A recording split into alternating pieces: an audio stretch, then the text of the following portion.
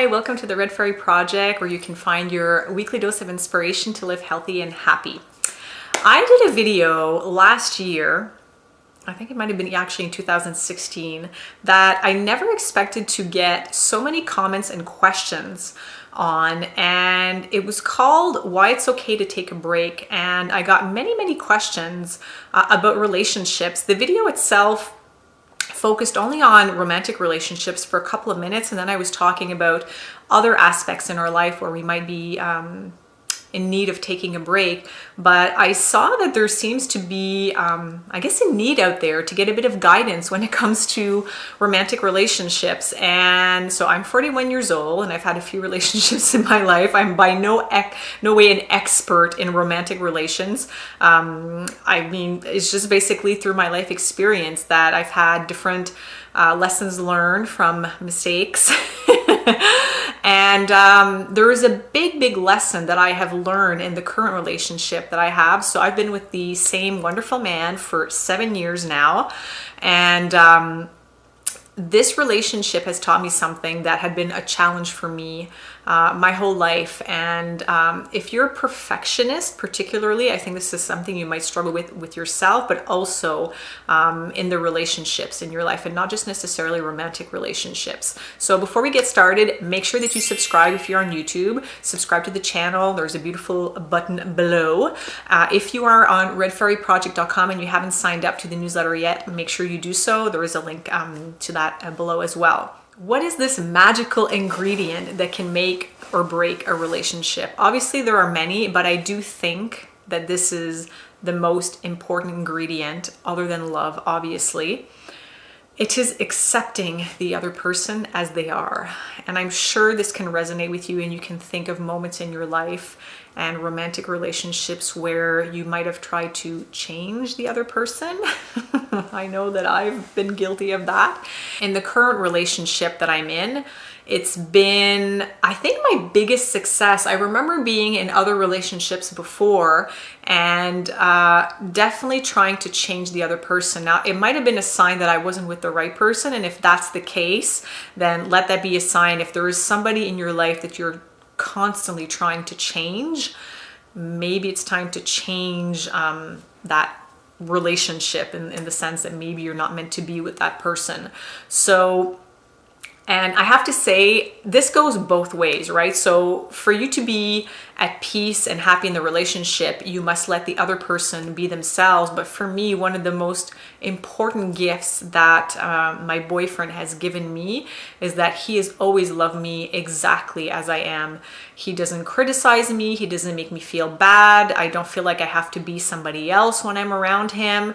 And that is a huge contrast to the relationship I was in before him. I was with somebody for, I think, 4 years, and it was the complete opposite. I felt like I'd never be myself. I felt like I was never good enough. Part of that, I think, was self-esteem on my end, but there was definitely something on his end where he was extremely demanding and towards himself and towards everybody around him. And I was never good enough, and I felt like I was a certain way and he wanted me to be another way. And it's the most unhealthy thing. You really have to embrace who you are, allow the other person to embrace who they are, and then make them feel like they are loved as they are. Because I will tell you, and I've heard this and I've experienced it, if you try to change the other person, you're going to get so much resistance.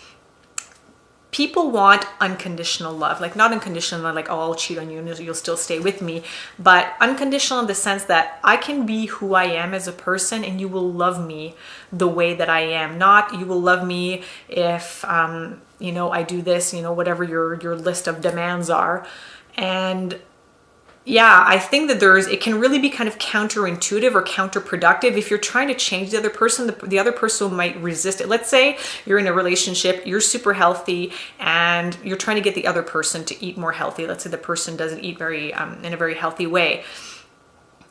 Probably, if the other person isn't in that place in their life where they want to eat healthy, they're going to do everything possible to just resist you wanting to change them. They're going to say, well, you know, oh yeah, you don't accept me the way I am. Well, I'm going to do, like, I'm my own man, for example. Let's say if it's a man and a woman, and there can often be, yeah, exactly the opposite reaction than what you're looking for that can happen.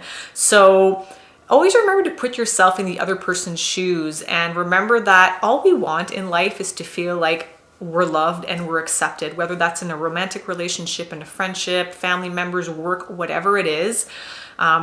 For me, it's the number one ingredient. Like, you hear so many, stories about people breaking up. Often it seems like it's more the woman trying to change the man. For some reason, that's what I've heard and that's what I've seen in my life. And I have to say, like, that's something that has happened to me, where it was more me trying to change the guy. The guy was like, whatever.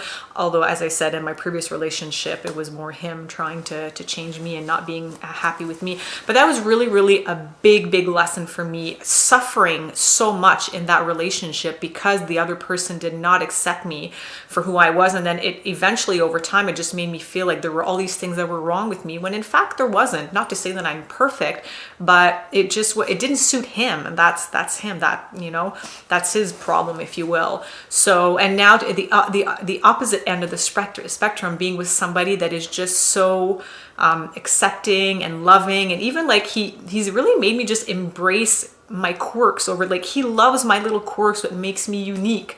And it's just, you find a lot of inner peace when you're finally with somebody like that. And it's not to say that the relationship is perfect and there won't be discussions or challenges or whatever, but it's really, really the foundation.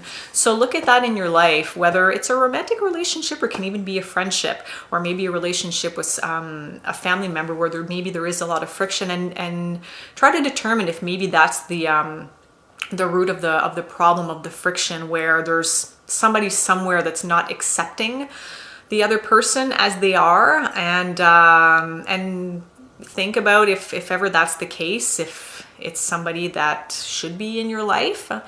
But for me, it really is the number one ingredient to have a successful, happy, thriving relationship, is to really accept and love the other person as they are. And for me, it brings you a lot of inner peace too, to not be like constantly trying to change the other person and hinting at this and that, or like nagging them. Like, obviously, like, nagging somebody is like the most deadliest ingredient ever to a relationship.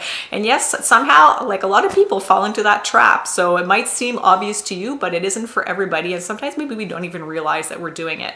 So keep that in mind, whether, as I say, it's in a romantic relationship or another relationship in your life, and look at it from your point of view, from their point of view, to see what's going on each end.